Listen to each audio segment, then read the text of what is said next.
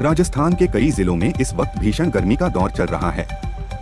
वहीं कई जिलों में मेघ गर्जन, वज्रपात और झोंकेदार तेज हवा ने गर्मी के तेवर थोड़े ढीले कर दिए हैं। इस बीच मौसम विभाग के अनुसार प्रदेश में पूर्वी हवाओं के सक्रिय होने से आगामी 4 से 5 दिन कुछ भागों में शाम के समय तेज मेघ गर्जन और तेज अंधड़ आने के आसार है।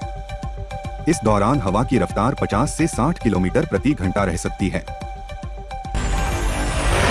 बिहार के पूर्व मुख्यमंत्री लालू प्रसाद यादव द्वारा अपने बड़े बेटे तेज प्रताप यादव को आरजेडी से 6 साल के लिए निष्कासित किए जाने पर बीजेपी के दिग्गज नेता और मंत्री मनोहर लाल खट्टर ने प्रतिक्रिया दी है। मनोहर लाल खट्टर ने कहा, देखिए, एक होती है खेल भावना, एक होती है राजनीति की तुच्छ भावना है। वो राजनीतिक तुच्छ भावना से सब कर रहे हैं। हमने तो ये कहा है कि राजनीति को भी खेल की भावना से खेला जाए तो इस प्रकार की घटनाएं पसंद नहीं आएंगे। मालूम नहीं उनके मन में ऐसा क्यों विचार है। नौतपा की शुरुआत होने से पहले सीकर में बीती रात मौसम में बड़ा बदलाव देखने को मिला। रात 8 बजे बाद पहले तो सीकर में करीब आधे घंटे तक तेज आंधी चली।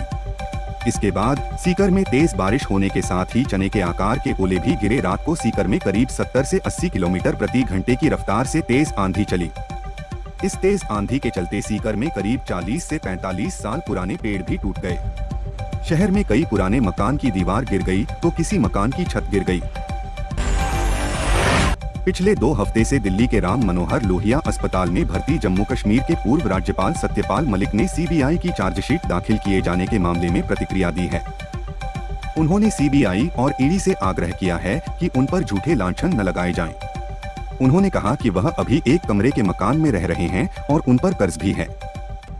किरू जल विद्युत परियोजना से जुड़े एक कथित भ्रष्टाचार के मामले में सीबीआई ने पिछले दिनों मलिक के खिलाफ चार्जशीट दायर की थी। इसके बाद पूर्व राज्यपाल ने एक फोटो शेयर करते हुए बताया था।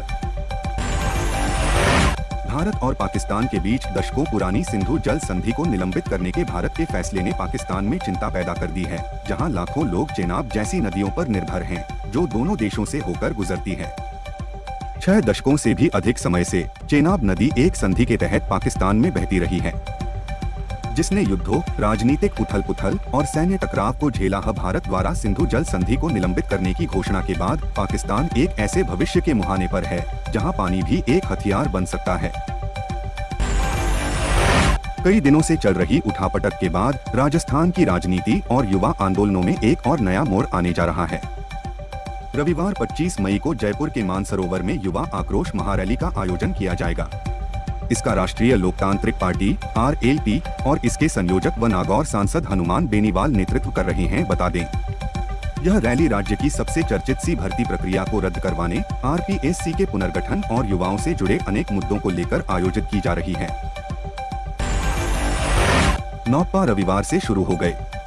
नौतपा के पहले दिन की शुरुआत राजस्थान के जयपुर सहित कई जिलों में हल्की बारिश और गर्मी से राहत के बीच हुई। कहावत है कि तपे नौतपा 9 दिन जो इसे वर्षा बहुत ही होए, यानी अगर नौतपा के दौरान सूर्य बहुत तेज तपता है तो बाद में अच्छी बारिश होती है। हालांकि इस बार 9 दिन तक तेज गर्मी की संभावना कम नजर आ रही है। मौसम विभाग की माने तो 25 से 30 मई के बीच बारिश होने की प्रबल संभावना है। बैकुंठ धाम मंदिर के महंत राजेश गिरी ने बताया कि जब सूर्य रोहिणी नक्षत्र में प्रवेश करता है। अमेरिकी इंटेल रिपोर्ट के मुताबिक प्रधानमंत्री नरेंद्र मोदी के नेतृत्व में भारत ने रूसी सैन्य उपकरणों की खरीद में कमी की है। ऑपरेशन सिंदूर के दौरान भारत ने पाकिस्तान के हर हमले को नाकाम करते हुए पड़ोसी देश को मुंहतोड़ जवाब दिया है। लेकिन इस जंग में एक बात खुलकर सामने आई है कि पाकिस्तान को पीछे से चीन और तुर्की जैसे देशों का समर्थन हासिल है। अब अमेरिका की डिफेंस इंटेलिजेंस एजेंसी की खुफिया रिपोर्ट में दावा किया गया है कि चीन को भारत अपना प्रमुख सामरिक प्रतिद्वंद्वी मानता है। केंद्रीय औद्योगिक सुरक्षा बल CISF के जवानों और उनके परिवारों के लिए भी राहत भरी खबर आई है। अब CISF के जवान किसी हादसे का शिकार हो जाते हैं तो उनके परिजनों को अपने भविष्य के लिए किसी की तरफ देखने के लिए मजबूर नहीं होना पड़ेगा। इस बाबत CISF और भारतीय स्टेट बैंक SBI ने एक समझौता ज्ञापन MOU पर हस्ताक्षर किए हैं। इस समझौता के तहत अब केंद्रीय सशस्त्र पुलिस वेतन पैकेज कैप्स के तहत जवानों और उनके परिवारों की वित्तीय सुरक्षा को और मजबूत करने की दिशा में एक बड़ा कदम बढ़ाया गया।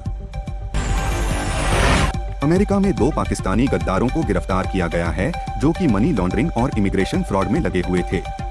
टेक्सास के रहने वाले आरोपियों के बारे में FBI डायरेक्टर काश पटेल ने जानकारी देते हुए कहा कि अब्दुल हादी मुर्शिद और मोहम्मद सलमान नासिर नाम के शख्स रिलायबल वेंचर्स के नाम से कंपनी चलाते थे।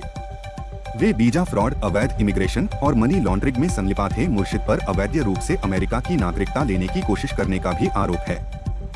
काश पटेल ने FBI टीम को शाबाशी देते हुए सोशल मीडिया